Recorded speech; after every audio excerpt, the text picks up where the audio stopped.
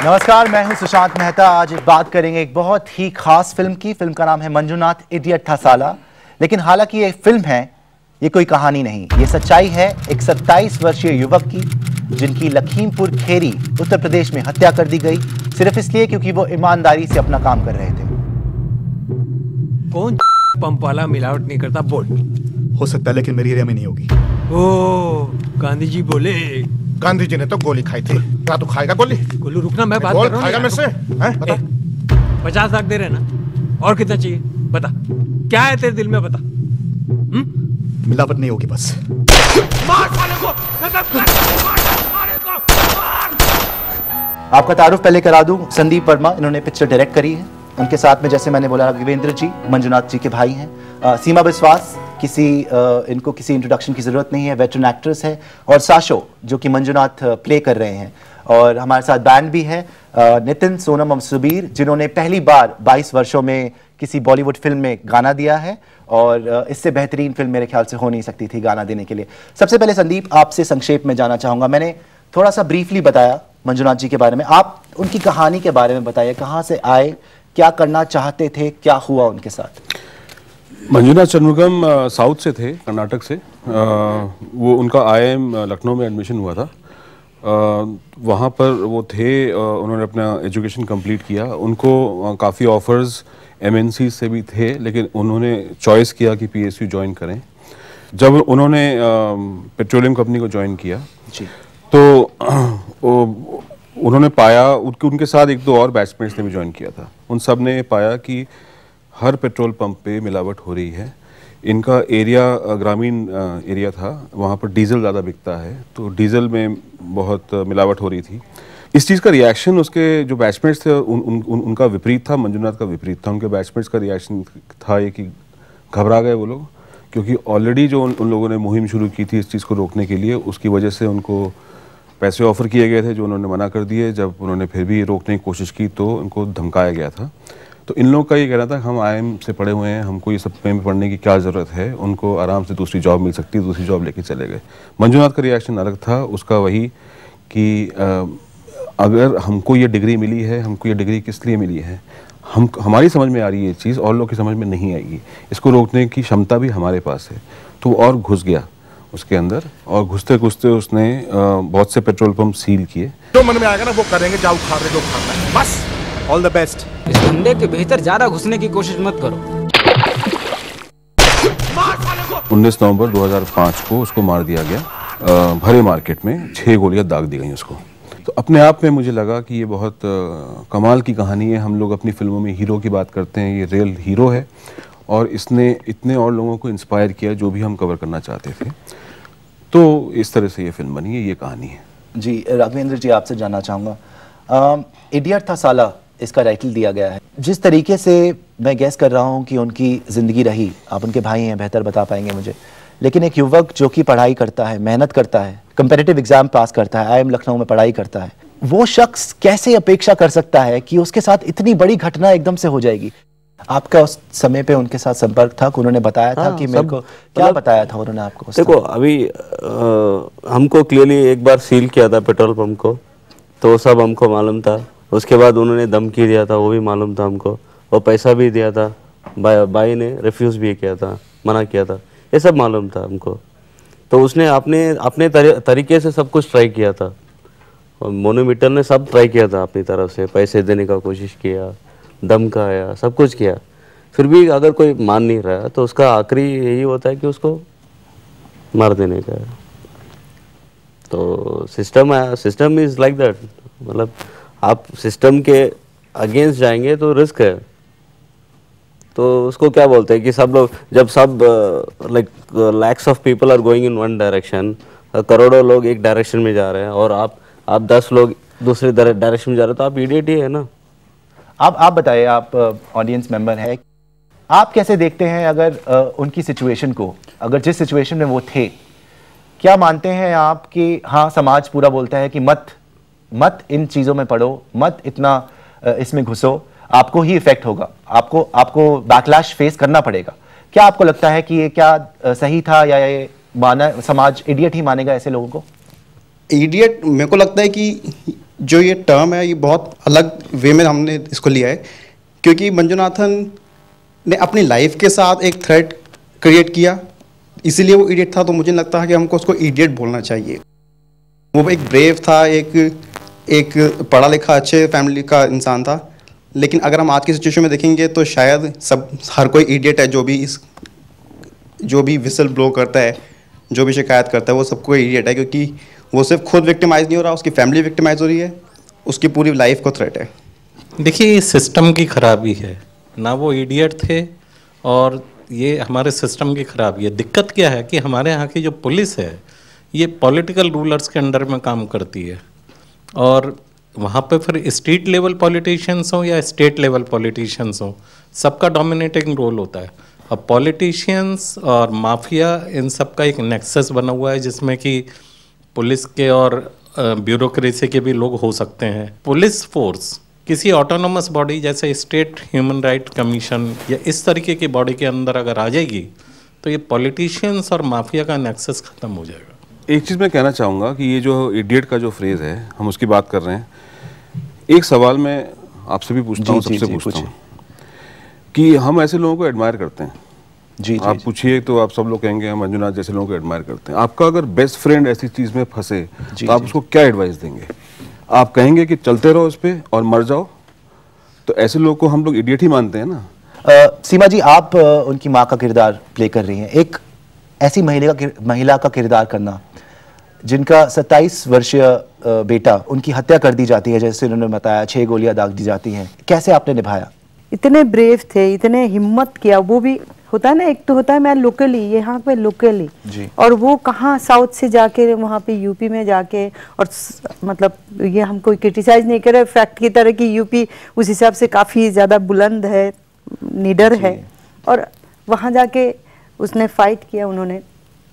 और ऐसे ब्रेव के लिए जस्ट सम्मान दिखाने के लिए मुझे लगा कि I should be part of it. As far mother is concern, माँ तो हर जगह पे माँ होता है, अटैचमेंट रहता है, कंसर्न रहता है, इनसिक्योरिटी रहता है। एट द सेम टाइम हमेशा हिम्मत देते हैं, हौसला देते हैं कि तू जो कर रहा है मुझे विश्वास है कि तू सही करेगा, तो मैं हूँ तेरे साथ। ऑनेस्टली मैं बता रही हूँ कि मैं भूल गई थी कि मैं मंजुनाथ की माँ नहीं हूँ या मेरा बेटा ये नहीं है। कलाकार जो है ना वो भूल गए। ह्यूमन लेवल पे आप यू गॉट अटैचमेंट हो गया था, जुड़ गए थे हम। ताकतवर स्टोरी। हाँ। और आप मंजुनाथ का किरदार निभा रहे हैं फिल्म में। आप बताएं कैसे एक तो इमोशनल लेवल पे कनेक्ट होता है कैरेक्टर के साथ, एक बहुत स्ट्रॉन्ग कैरेक्टर था उनका, कैसे आपने अपना रोल डिफाइन करा, कैसे उसको पकड़ा, उसके बारे में कुछ बताया, और क्या आपको समझ में आई कि मंजुनाथ से कितना क्लोज हो पाया आप उनके कैरेक्टर से? नहीं, हमने कोशिश ये की कि जब सर के हेल्प से कि जो जितने भी रिहर्सल सेशंस थे हमारे, कि हम मंजुनाथ के किरदार को एकदम सच्चे तरीके से निभाएं। So the truth is very very important for us. जो कैरेक्टर, जो एक सिंसियरिटी होती है, प्लस द इमोशनल एंगल, वो जो इमोशंस थे जो as an actor to the character, that credit entirely goes to Sandeep sir. क्या है तेरे दिल में, बता। मिलावट नहीं होगी बस। और अब वक्त हो चुका है एक ब्रेक का, लेकिन कहीं मत जाएगा, जल्द ही वापस आएंगे। दुनिया गोल गोल है,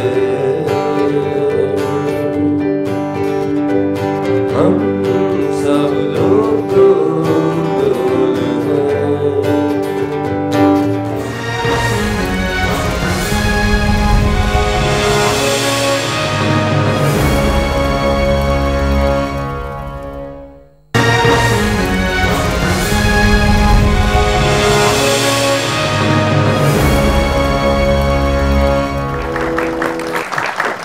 सुबीर, आपसे सबसे भी जानना चाहूँगा, आप इस फिल्म से जुड़े, पहले तो ये बताइए इस फिल्म से क्यों जुड़े? 22 साल तक आपने किसी फिल्म में गाना नहीं दिया, ये फिल्म कुछ खास लगी? मेरा सोचना ये था कि इनफैक्ट हम सब का कि फिल्म को अगर हम 1-2 मिनट के लिए साइड पे रख के स्टोरी पे कंसंट्रेट करें, जो कि हमें ऑलरेडी हम फॉलो कर रहे थे जब ये सब हो रहा था, जब ये सब हुआ था, हमारे सामने हुआ था, न्यूज़ पे भी हम लोग रोज़ इसको फॉलो करते थे। और जिस तरह जब संदीप जी ने मेरे को स्क्रिप्ट दी हमें, तो मेरे ख्याल 2 घंटे में स्क्रिप्ट हमने ख़त्म भी कर डाली, पढ़ भी डाली। और आप डिस्क्राइब नहीं कर सकते कि आपने ये क्यों किया, बट इमिजिएटली ऑटोमेटिकली तीनों के अंदर वो फीलिंग आई कि हाँ यार ये तो करना ही है। बेशक ये अब 22 साल के बाद आया है या 50 साल के बाद आए या 22 साल पहले आता है, it would not have made a difference. But if there is something important, something relevant, something which is worth doing, वो यही है। बैंड से एक बार गुजारिश करना चाहूंगा, गाना मंजुनाथ जी के लिए ट्रिब्यूट आप पेश करें।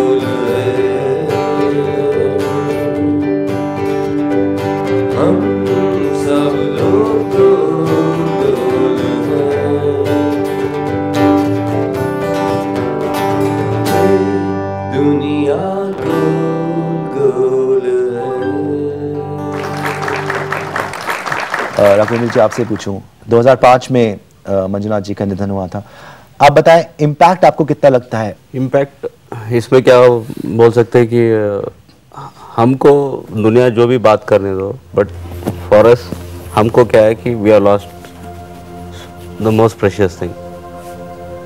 ये करप्शन, एंटी करप्शन या जो भी है, फिल्म है, ये सब सेकेंडरी है हमारे पे। सी आपको जब कोई आपका जो साथ में है आप उनको लूज कीजिए, तब पता चलेगा कि क्या आपने लूज किया। इसका कोई सॉल्यूशन नहीं है, इसका कोई चारा नहीं है, कुछ भी सब्स्टिट्यूट नहीं है इसके लिए। लाइफ लॉन्ग ये पेन रहेगा साथ में कि हमने we are lost the close friend. अब कुछ भी हो जाए लाइफ में, जब मैं इतना फील करता हूँ तो जस्ट इमेजिन पेरेंट्स का क्या होगा, पापा मम्मी का क्या होगा।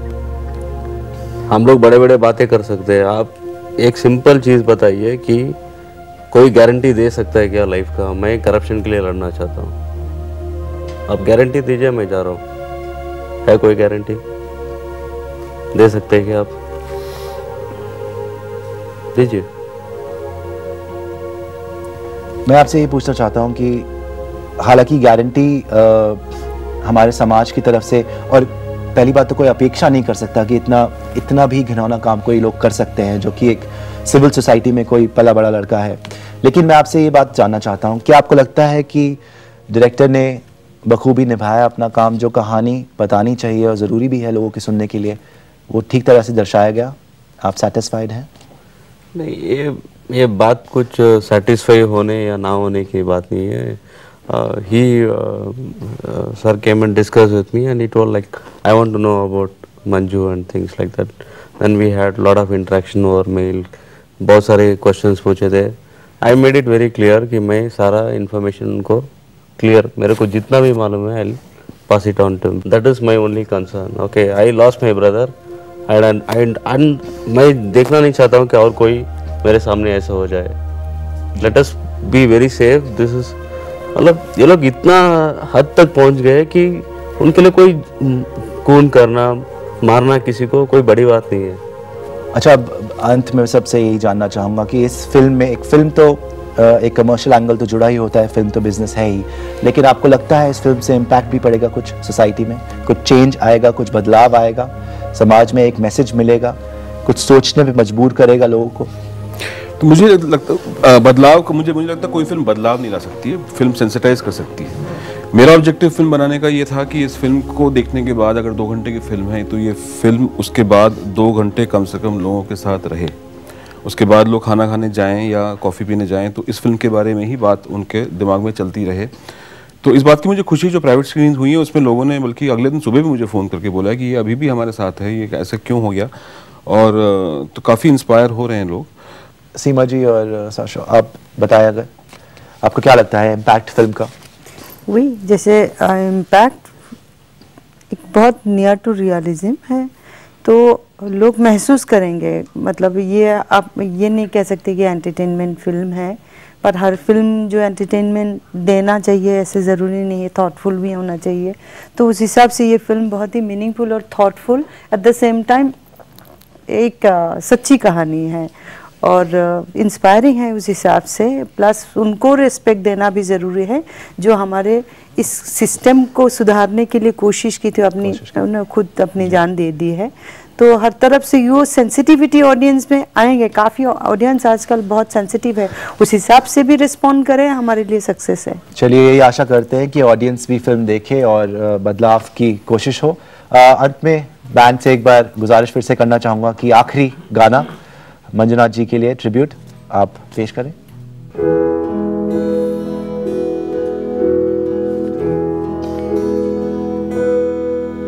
भोली भोली सी आंखें देखे चमचमाते सपने, उनको तू क्यों झुठलाए।